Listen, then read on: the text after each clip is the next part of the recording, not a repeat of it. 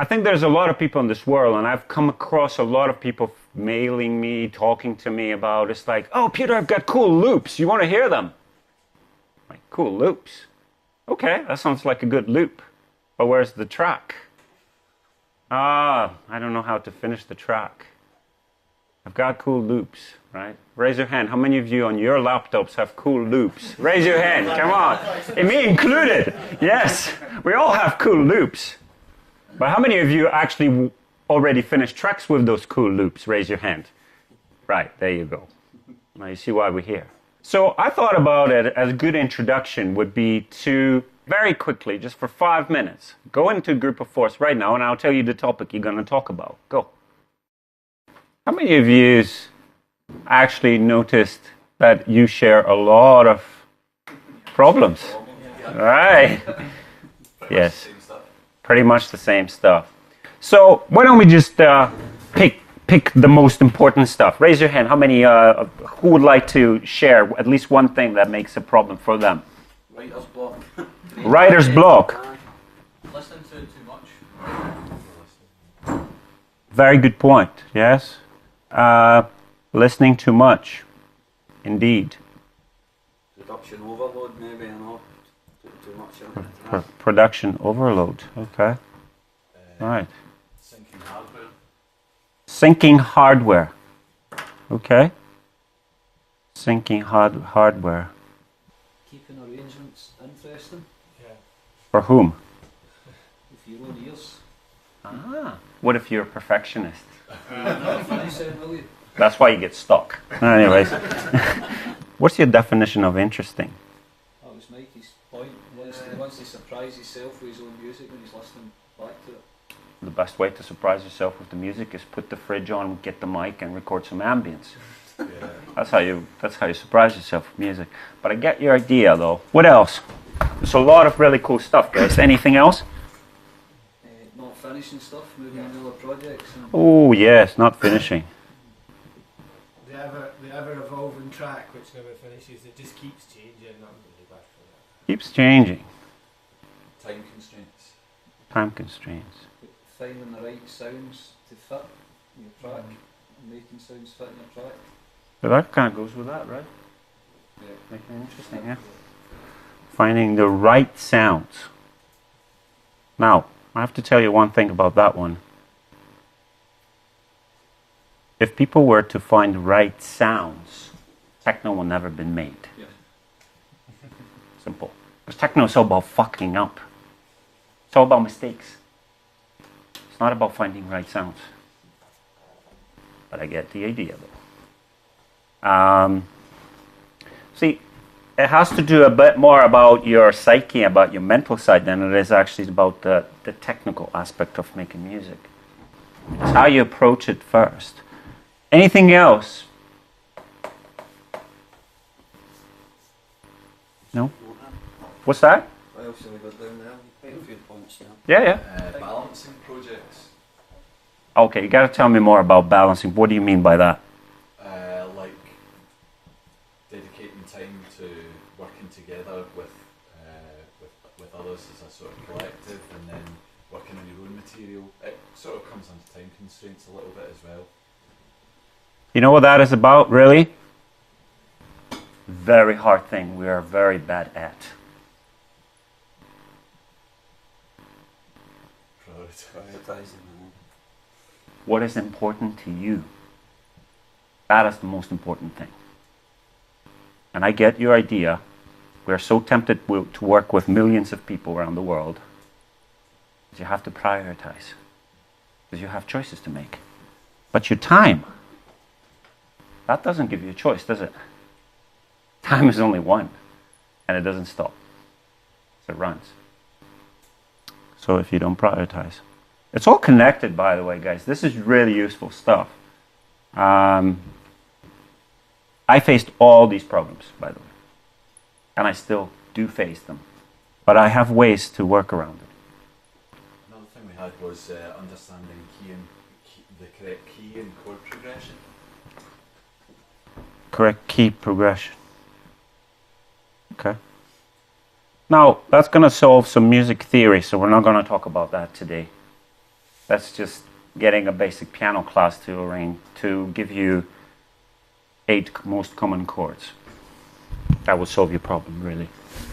And then you know which key you're in. So that's not really a big of an issue. However, understanding what key you're in, there's also very interesting ways of finding what key you're in a simple way. Okay? Which one do you want to start with? So a lot of stuff that everyday people face. I say the most important thing to do to overcome all of these is ask yourself a question. Why? Why is this track important to me?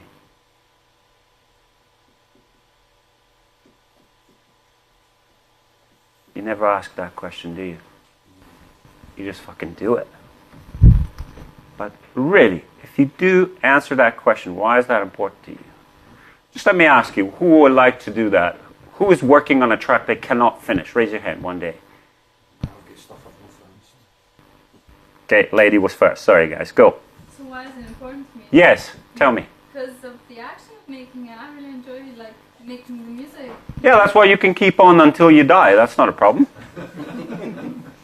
Right? How about you? It's just a good idea I've got going, and I'm just trying to get round to finishing it. That's it. Good idea. And because I've got other projects going, I'm not getting into finishing it. But it's a great. I love that tune, but I'm just not getting into finishing it. So you love it so much that you're afraid to finish it. What if it doesn't sound right? Oh. But if I give myself the space to finish it, I can still love it, not hate it, but because it's already released. Oh. But how many of you released music? Raise your hand. Okay. How many of you could change that music now? Yeah, could make some adjustments. Right. We can always do that. Not when it's finished, right? Unless we do re-edit, remix, re-release it. But we cannot physically go download something off the internet or take it off or take something from someone's shelf because it's done. It's complete. But you know what? It was meant to be complete, and it was, at that point, it was the best you could have done with that song. Sure, you progress through your lifetime. Sure, you get better at technical skills. How many of you know this theory of 10,000 hours? Have you done your 10,000 hours with Ableton? Come to see Simon. Okay? But seriously, 10,000 hours is something you need to become a master at. So keep on trying. That 10,000 hours clicks, and this is how you're going to be able to finish tracks sooner. If not, ask yourself this question. Why do I really want to finish this track? Because it might be, actually, I don't want to finish it. And the quicker you understand, the better you can move on into something you really want to finish. Sometimes it's good to park a song, come back to it. I do that quite a lot. I park an idea. I know it's a good idea, but at this point, I don't need to struggle with it. I've got something I can complete. Okay? That makes sense? So, writer's block. I mean, it's not only about musicians. I've gone through 4 years of depression, not being able to make music. For personal reasons, mental reasons. So yeah, we get writer's block. But the best way to get out of the writer's block is actually keep on writing. It's that simple. Okay, some people think of a pub and other ways, but I'd say keep on writing the music until that block goes away. It's just your willingness and your struggle to go with it. Sometimes I believe in this very strongly. The best writer blocks moments, the most depressive mental problems you face as a producer actually are the best creative outputs of your music that are being created. When I feel shit, I make the best music. Not when I'm happy. That's why you probably imagine that when people live in Australia, they cannot finish a lot of dark songs. Glasgow is a dark scene, right? It's a dark music, so you should be all pissed off on the street and pissed off in the studio and make some dark techno, right? Should be simple. Just take your feelings, take your emotions of that moment and put that into a song. And you see why we cannot finish a lot of music, personally. It's because music making is like craving. What do you guys feel like for lunch today? Chinese food. Chinese food. Are you going to eat Chinese tomorrow? I'll probably, yeah. Are you going to eat on Monday? Maybe tired Monday. What does that tell you? You want Chinese today, you go get that Chinese, you eat it. You want to finish a track today, you stay until 3 a.m. and you finish that track. Because tomorrow, you're going to want sushi.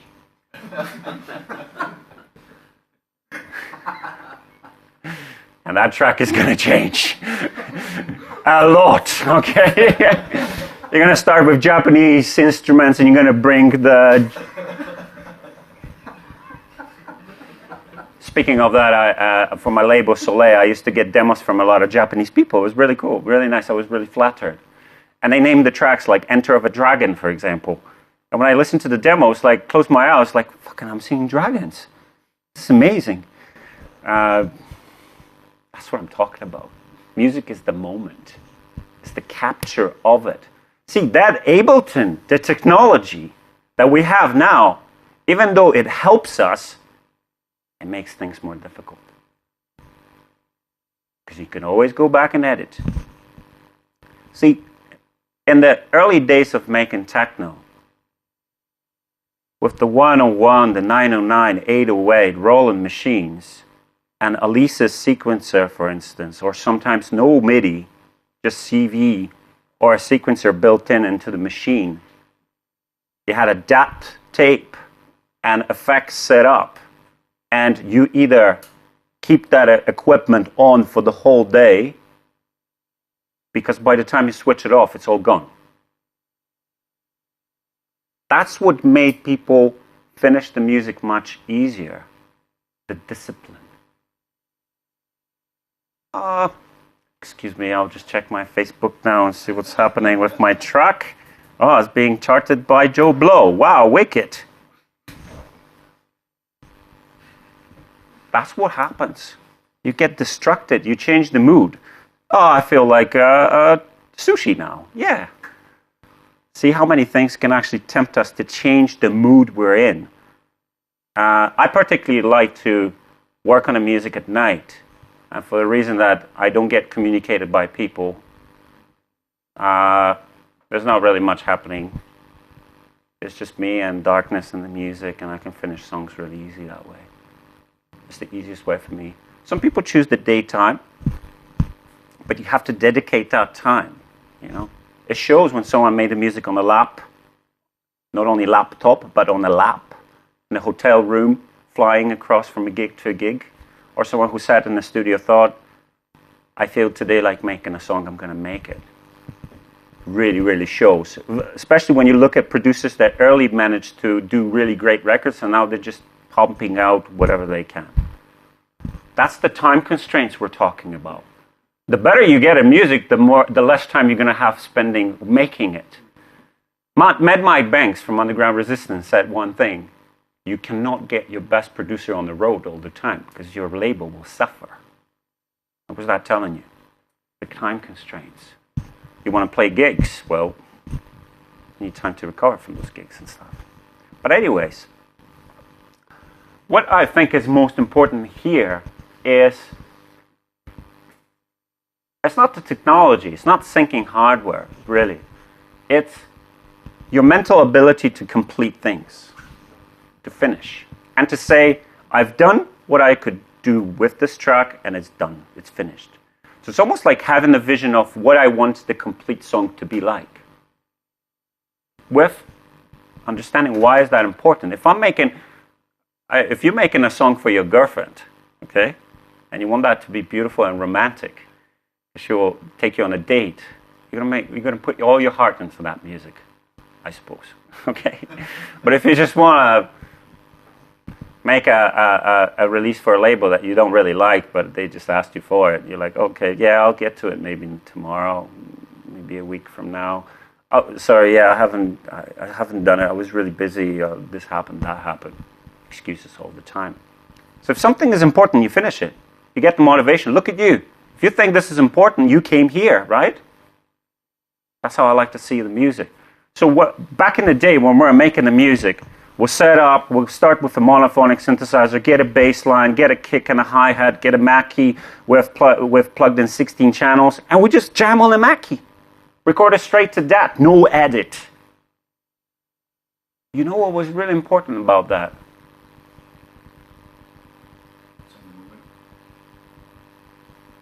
Yeah, 100%. I felt like I get goosebumps just to think what you just said, because that's exactly it. It was in the moment. Imagine you felt what you felt, and you're just complete. You've taken that emotions onto the music, and it's done. That's it. It was in the moment. See, that's not in the moment where you come in and edit and edit and edit. That's why it's really hard to finish music. And it gets harder and harder as you get more complicated music. As you start to layer a lot of sounds, a lot of melodies, a lot of things. Those melodies, I'll say you should always have the theme in your music. Whether this is a drum, whether this is a loop, whether this is a chord progression or a bass line or a sample, you should have that as a main theme that never changes. And if you work around that, everything else is just side music to it. Do you get what I'm trying to say? That way your core idea will never change. And with Ableton, for instance, you can do that because you can start the first, I call this version 1, for example, or 01, with a date. And if I have gone wrong with something, or if I missed the direction, I actually scrap everything I've been doing up to the point, and I'll go back to that first version, and I go like, yeah, this was the idea.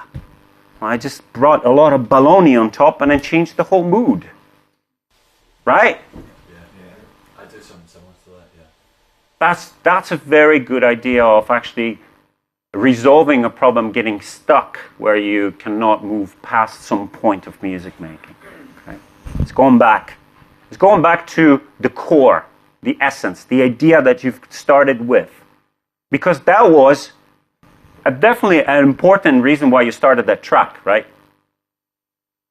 And those ideas are the best, by the way, because they are the ideas that trigger another sounds. See, a sequence that I would make triggers another idea. If I were to make a sound,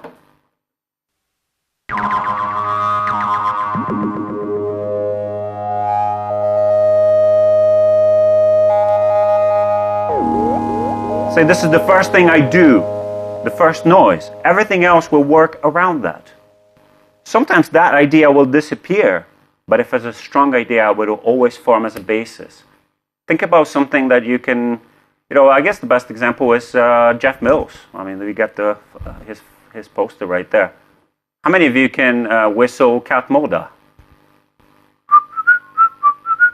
Oh, so annoying, isn't it?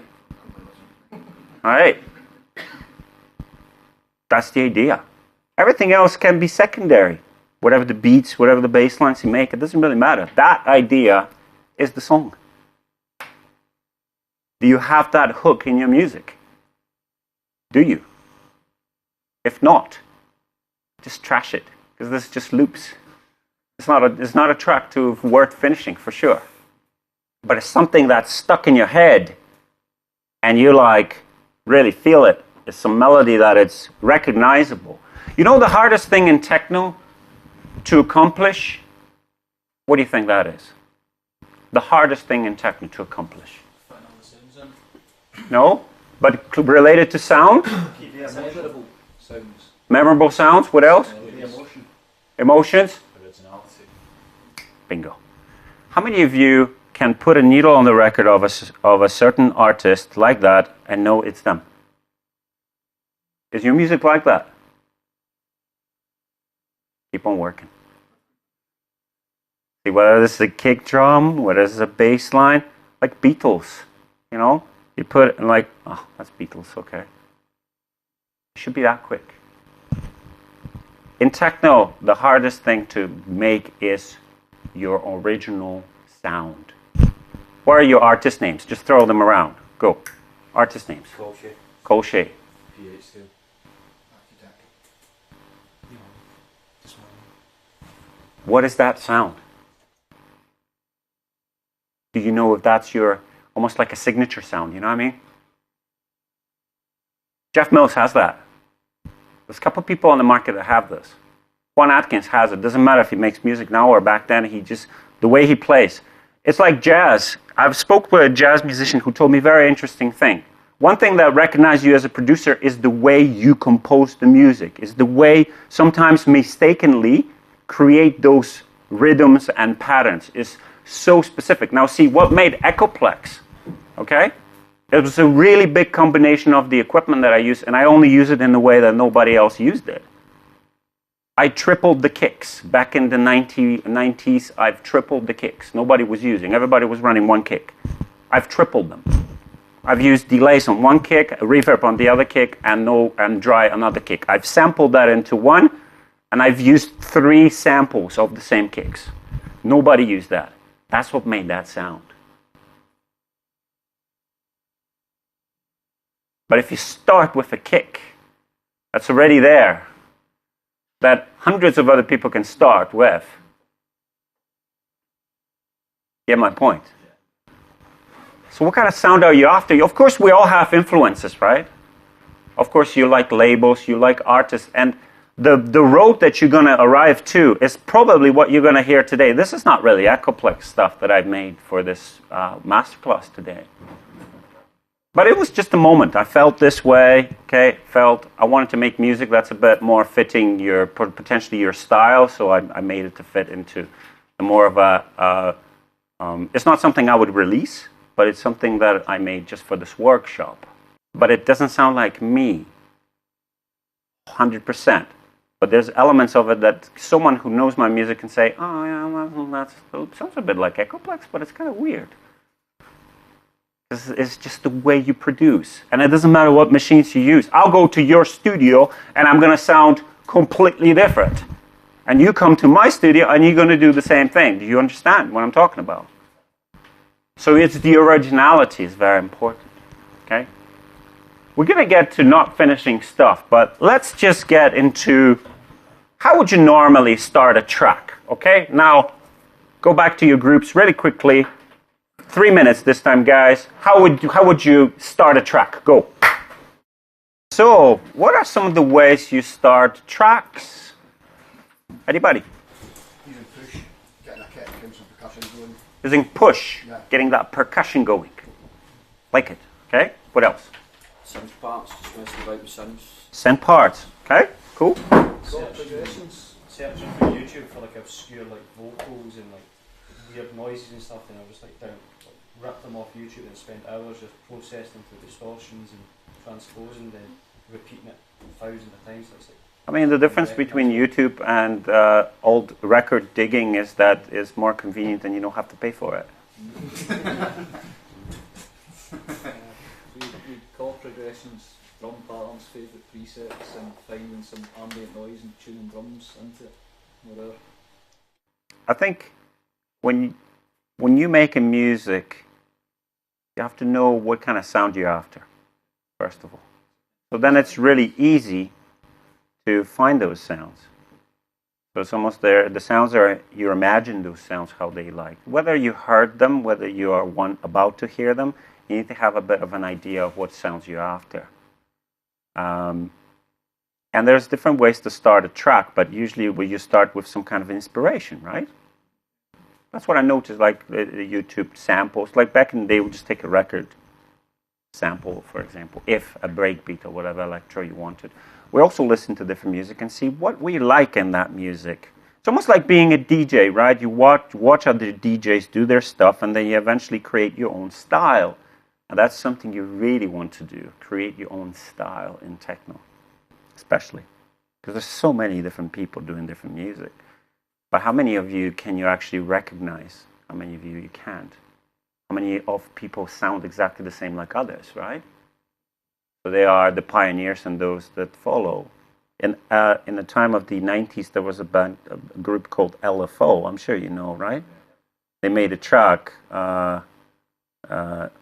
We Are Back, and we are the original creators. And you know, the reason why they did that is because when they did LFO track, a lot of people did the same thing. They started to use the speak and spell, a little talking radio machine, and they just did that L, F, and then they P, tear, you know, and then do their own thing, right? So Kraftwerk did that, right? So it was like everybody was doing the same thing. So I'd rather have you make something and then people follow you than you follow somebody else's music.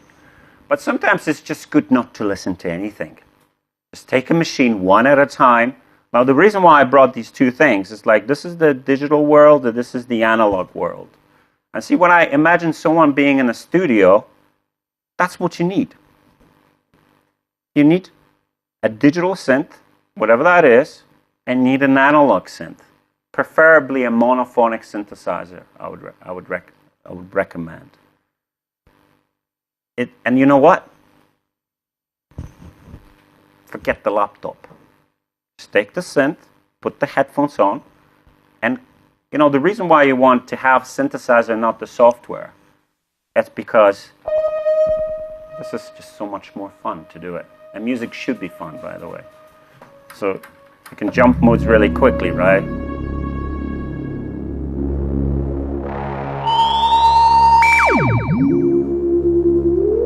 That's it. And you've got a sound, right? It's that easy. Imagine with the mouse and like, okay. Right? So when you got synths and you don't have a laptop and you got headphones, because that's how we did it. You know, like when I guess it was 91 when I got my 606 drum machine and the 303. The TB303. I went to Guitar in Seattle where the Nirvana guys were gigging at that time, and there was a 303, a 6-track, a Prophet, a Echoplex, whatever you wanted. So you could just pick it up for a price of a guitar, basically. It was that simple. $200, $300 you can get it. So it had headphones inputs. 606 plugs into a 303, syncing together, output. You go to the beach, batteries, and you make tracks. That's how Acid was created. Somebody just took 2 boxes and they minimalized the setup, and then they just split it to a mixer, and that was it. So easy, but it was an idea, right? So if you take a synthesizer, now the reason why I want you to use a monophonic analog synthesizer, just so you understand the simplicity behind the concepts like the mixer, the filter, the envelope, the modulation and stuff. That if you know that stuff, it's going to make you very much easy to look for sounds that you want in a software. Okay? Now, what's also cool about things like, particularly our 101, is just it has a built-in sequencer. So I can create a sequence. See if it's working. Oops. That's not a real 101, it's modified, sorry, but because we just added mock filter and stuff in it, but I'll bring it to the original shape so then you can... No noise.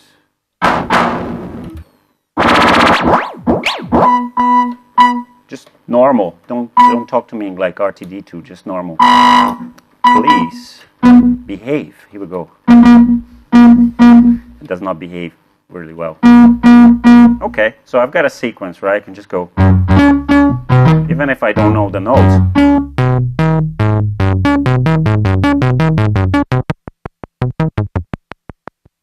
While this is being played, I can freely find the sound that I want, right? I have 2 hands, so I can do everything.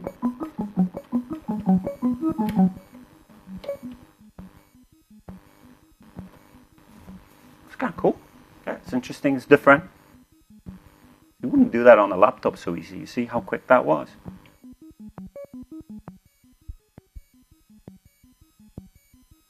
See, I don't have to even clock this. I can record this straight into Ableton.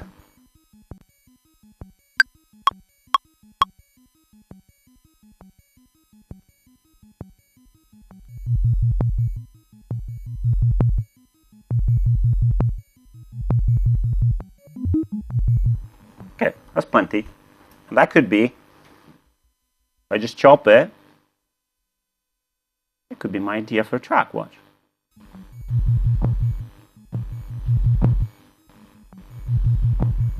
I got my sub bass. Wow! I could do this with every sound. On this machine, I can create the whole techno piece. I can make a kick, I can make a hi-hat. This thing, people in Japan made this and then they sampled this to make the TR-808, by the way. Okay, because that crazy. So if I create another track, you get the idea.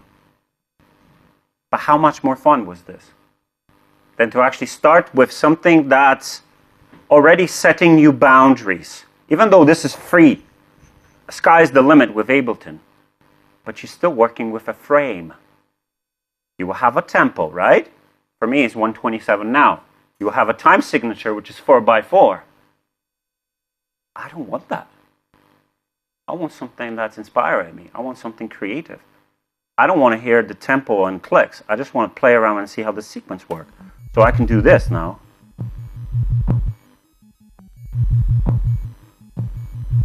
You don't need add-on sequencers, by the way. Watch. You can create all this in audio.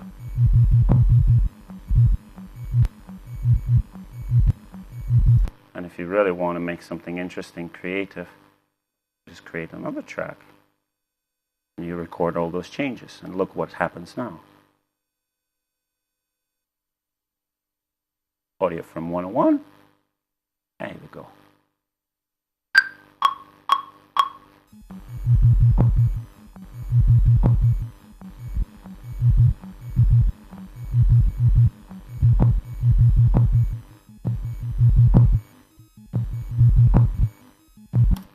Okay, you got something more than the 101 could have done. So I can take it now, watch.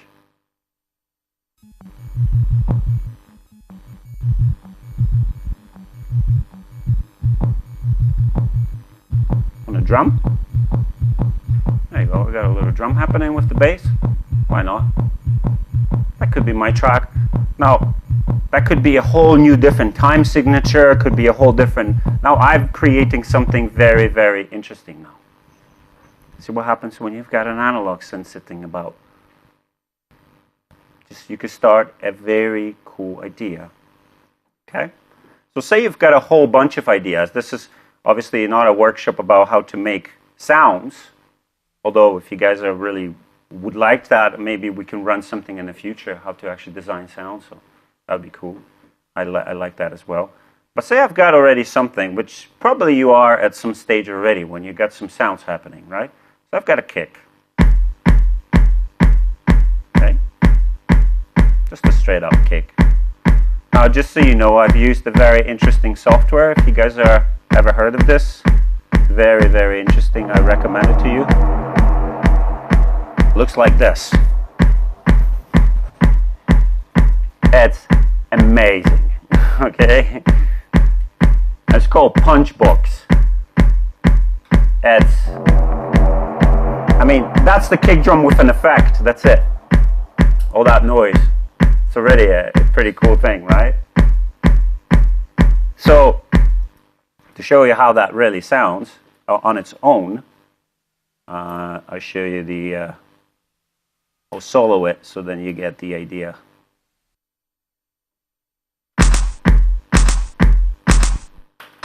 That's on its own, right? So watch what we can do. Check that out.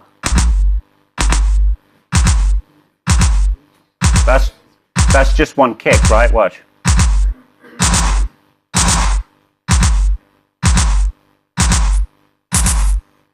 It sounds sick, by the way. It's really, really cool. I could be recording all that in real time if I want to, but I'm not. I'm just showing you weird things that you could do with this. So, it sounds massive. If any of you are looking for kicks, this is it. Punchbox. We'll be talking about software, but I'm not promoting any software here. I'm just showing you what I think is really, really awesome. because this thing, I've been struggling myself getting really quickly cool kicks happening in a techno. And when this came out, it was like, wow, okay, this is perfect. So say you've got a whole bunch of sounds. And by the way, majority of it was made with just this box. So it shows you. So there's another kick that was made on this box. And together they sound just like that. And then there is more kicks that are distorted. So there's the third one.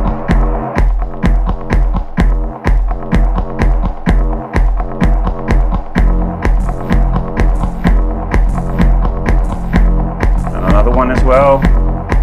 And a sub.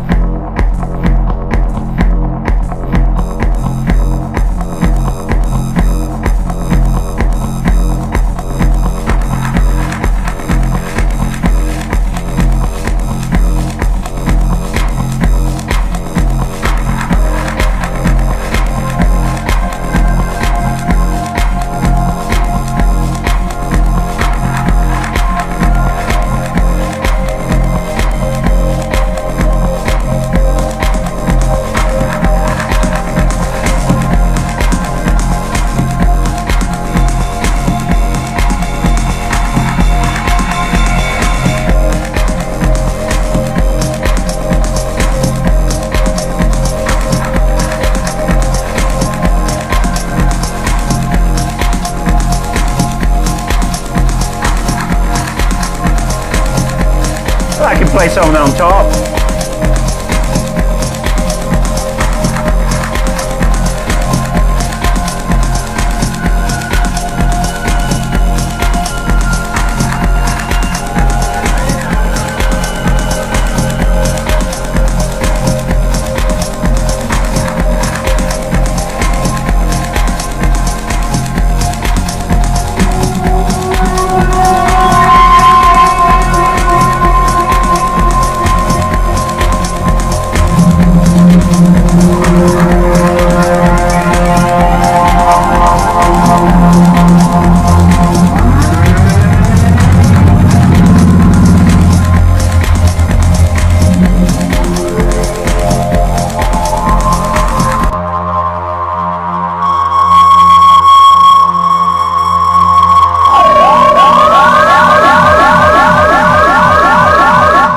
You get the idea, right?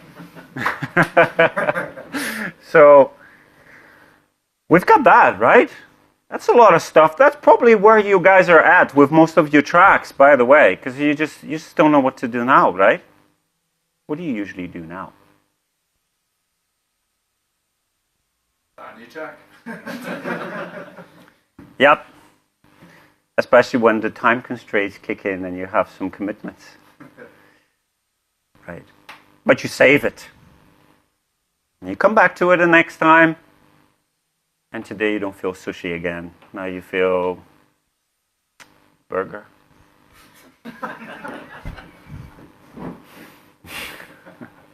That track is all gone, right? But if you sit around the whole night, probably with you, when we sit today, I'll finish this track with you today. Because I'm feeling good with you. I like your company. This track kind of fits. I'll finish it. But it's that. Okay? So we've got a whole bunch of sounds, and this is probably something. Now, I believe very much in the color coding. Now, the good thing about this is that Ableton allows you to code things. Now, I like this particularly.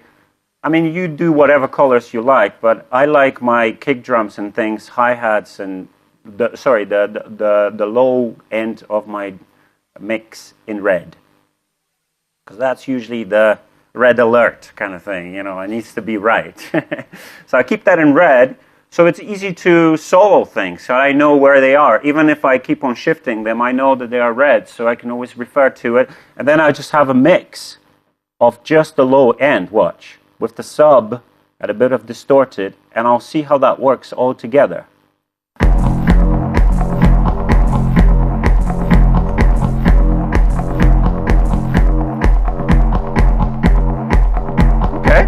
So also, usually that is also like the foundation of it. When you think like it's like you're building house, right? This is like your foundation. This is your solid ground. Sometimes that is your core idea of a track. This is how you started, with a nice bass line and some things. But sometimes it's not that. Sometimes you started with something else. Perhaps you started with, I think rarely people start with hi-hats, right? Unless they are obsessed. But mentally disabled. usually some kind of synth, right? I particularly like to start with sequences. Like I like sequences. I mean, you're gonna have great course with Jason about modular stuff. He's gonna tell you all about how to make sequences. But I particularly like really cool sequences because that's what gives me the energy. So I like just screwing about with things. Like say I've got this. For inspiration, quickly, I'm going to show you something. I really like this idea of jamming about it.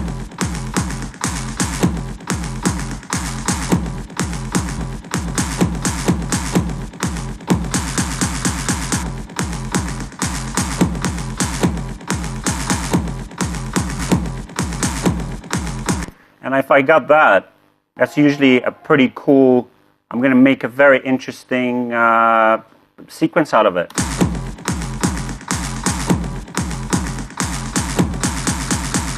Say if it works with the beat.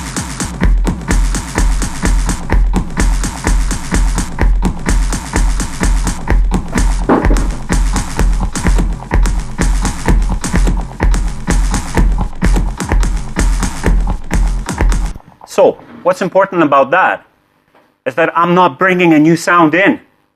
I'm not changing the mood of a track. See what I'm talking about? A pal brought in a Moog or something like, oh yeah, cool, let's plug it in. Oh shit, that sounds more like Doors now. Gee, well yeah, let's make Doors. And your truck changes.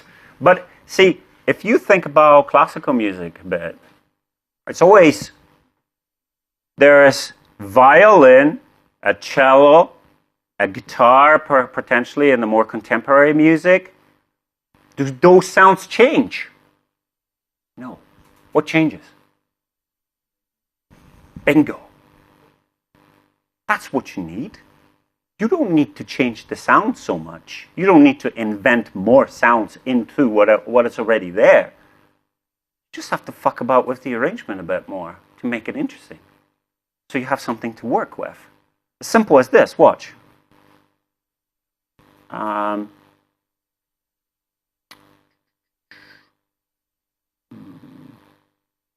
I've got a couple hi-hats, obviously, but I got 3, in fact. Let's say I've got 1, right? Say I've got a hi-hat, and it's a very simple thing, guys, but even that makes a huge difference in the mix. I can just record a tiny bit of a hi-hat filtered. So that gives me a bit more flexibility in terms of how the music arrangement is going to be done after. I can layer on top with just a bit of, watch.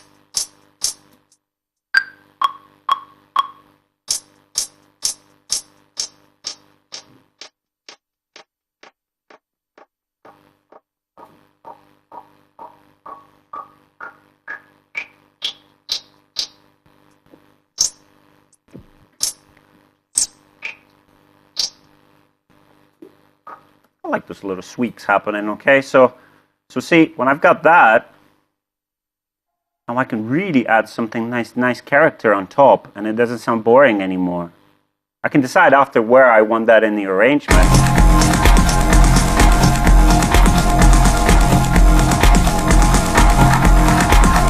But I can even do this. It's still the same sound, but I can do some really weird stuff with it. What?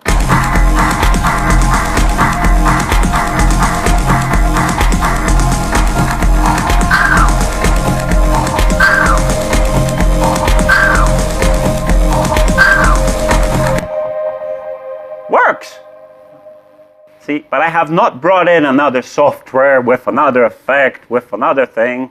I've used what I have.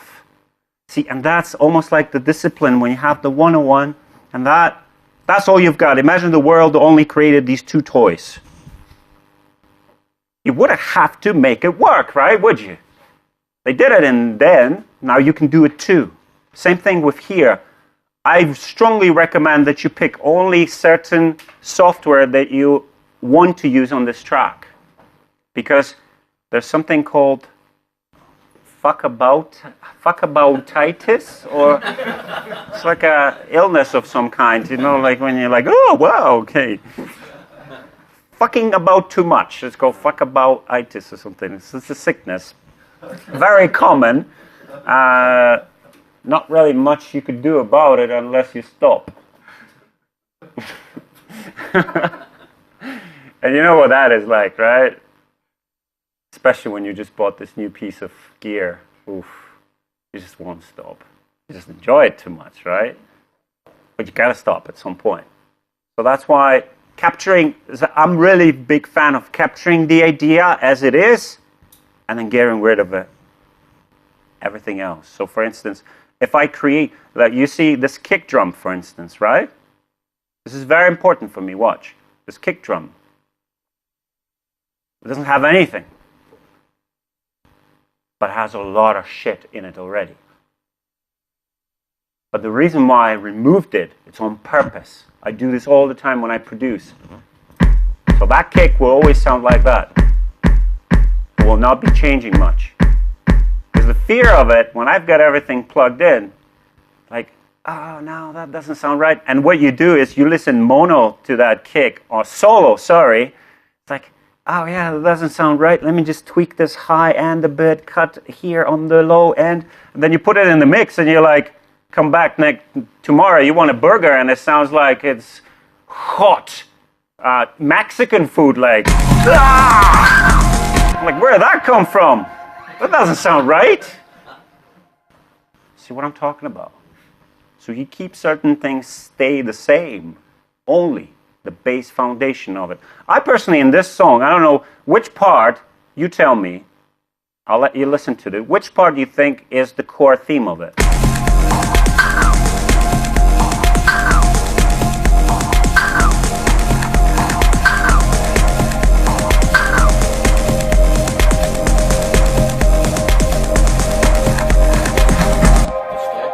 Huh? Distortion. Interesting, okay? The kick itself. No. The main theme, the pad. No. No. No, that came after. It's dependent on the person that's listening to it, isn't it? True. Yes. But you know, for me, what was the core thing? I'll show you.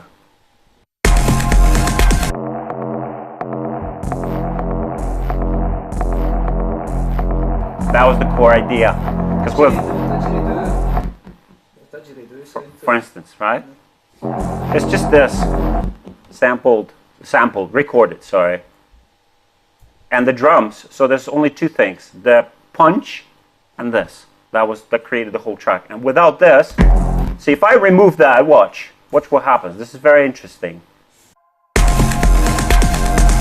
Of course, I triple the sounds, Jesus Christ. Okay, here's another one. Move that away.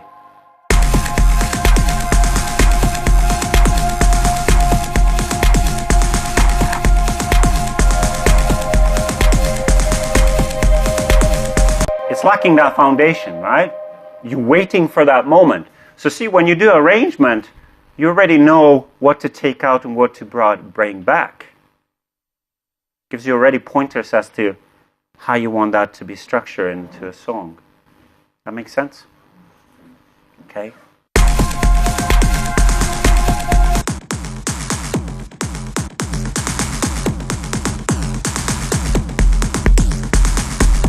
That could be my bridge or a solo.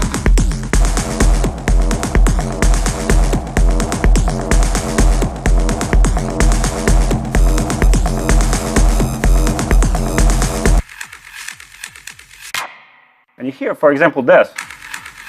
It's the same sound, but it's just really, really messed about. So when you hear all those things together, they sound very interesting as a character, but they are very a lot of ideas are copied one into the other. Which sound did you use for the hi-hat process?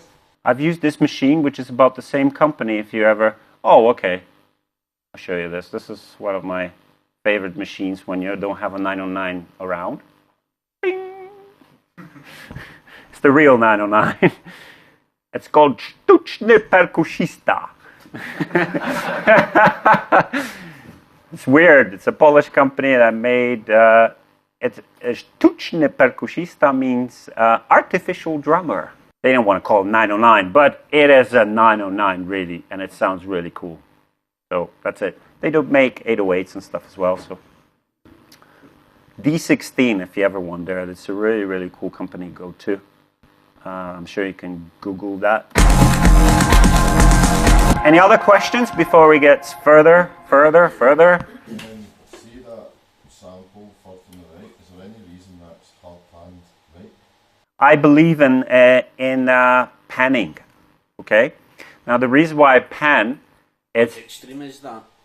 Why would you make it as extreme far right as that? I'll make it extreme, but it'll probably bring the level a bit down. And the reason why I do that is because if you listening to a track, Richie Houghton was a master in this, by the way. He was able to, when you were listening to a song, suddenly one sound would go boom, and you would just, your attention just switches into that. It works really good with, when you're listening on a headphones especially, if you're introducing a new idea or a new sound, or that you really want that to be, why am I talking Richie Houghton? Rewind, Beatles, okay? Left vocal, max, right? You listen to the old Beatles records, left drums, right vocal, okay? It's really good because you're able to focus more on. So yeah, I want that sound. I don't want the core of the sub to be left or right. I want that. You hear that? You don't hear that in the whole mix, but if you space it like this, watch what happens to the sub.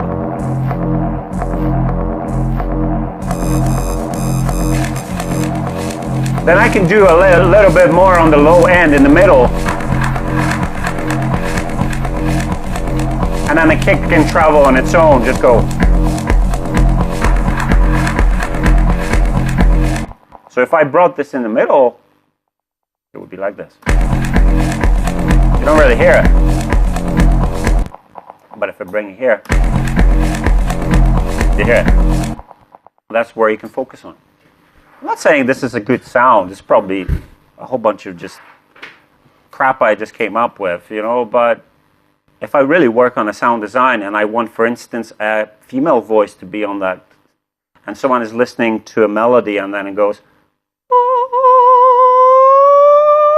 you know, a sound comes in on my right, like, whoa, my mind goes to that, and I listen to that. So use that for really cool ideas or cool sounds. Switch. What's the second one? Is that effects? Ah, right, okay. Yeah, this is my favorite effect, by the way. What can I show you with this? Right, say we've got a sound that it's non-processed. Just see what's in. Oh, okay. We'll take the punch. Oh, the punch is already processed somehow. But okay, we'll take the recording of the, which could be this. Oh, it has a Sigmund on it. Sorry. Right, there you go. Why? Anyways, we'll solo and I'll show you why. Right. This is a sick machine. Okay, watch this. It's almost, see, I like effects to be like sequencers. Because I think when you have effects that let you create more than just the reverb, more than just the delay, more with just the phaser, you're actually able to come up with melodies. Like I create, in my music, I personally like creating melodic content out of drums. So you hear like, so for instance, look what I can do with that.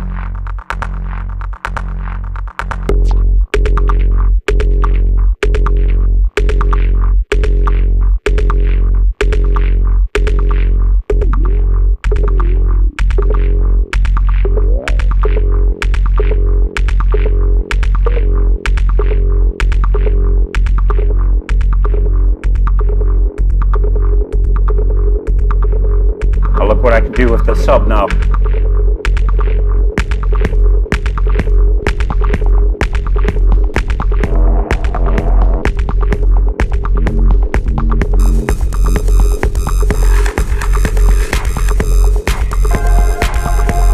But see, again, I'm working within the same song. I have not introduced another idea, sound. The sound is the same, but it's just like if you think about sound A, you start with, then it's A1, A2, A3, A4, A5, etc. And in music, if you listen to songs, classical music, again, I'm going to refer to, that's what they do. They have the string, and the string will play tremolo, play pizzicato, or play whatever, but it will change the way you play it, not what you play it. So same with the beat, right? Say I've got the beat, which is straight. Now, I can have it like that throughout the whole song, or I can cut in certain elements, and I'm going to show you that today, how I like my beats to be a bit different. I can arrange the beat from beginning till the end by jamming through, by soloing certain things and pressing certain things. You get the idea? So it's still working with the same beat. I don't change another sound. I'll just arrange it differently. So no one is asking me why I have the Petrichord turntable here. You got a sample. Huh? You left in a sample. Don't tell them. No. Take this to some kind of reference, okay? To what? To get influenced, for ideas. To have a record, right? So, Just maybe the structure of it. the guy needs a candy. Well done. Got some candies in the store? Right. Loads of candy, man. You got your treatment. Get your candy. Well done. Yes. But how? Looking at the grooves. Ooh. I do that too. That's cool. But that means I want to sound like this record. If you want to hit track and you take David Bowie's something and you go like, okay, David Bowie done a break here about that. Okay, I'll do the same. Pause. No. That's not what techno is about. But it's something else. Track. Grouping the sections of the track into its own sections. Getting good. So for instance, watch this.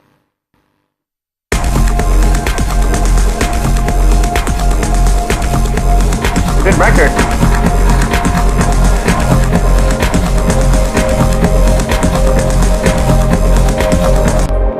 But I wouldn't start a record like this, would I?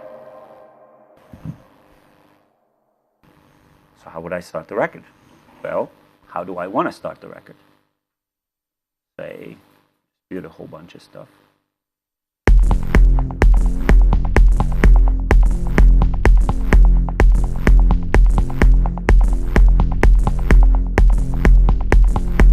We used to do it like this back in the old school. 2, 3.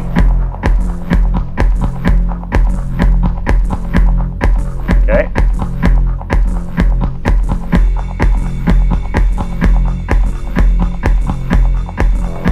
And a 1, 2, 3, and 4.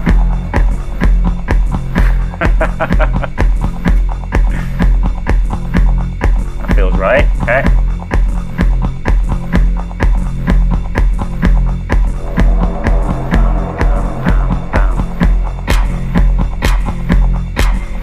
All right, it's going.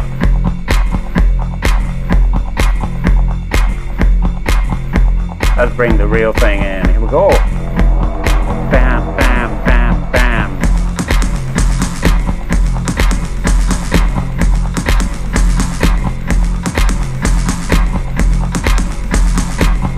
And again, I would love to do this. Anyways, that was a fuck up. But we were not recording yet, but you think you can finish a track like this? Hell yeah. Yes, you can. Obama. Here we go. So, Usually we'll have some kind of a controllers, right? APC 40s, APC 20s. I go with very, very little controlling. I like this only for one reason. Mute. Just a mute. What I was doing here, I'm used to it, obviously. But it's just so much easier to do it like this, right? Mute everything.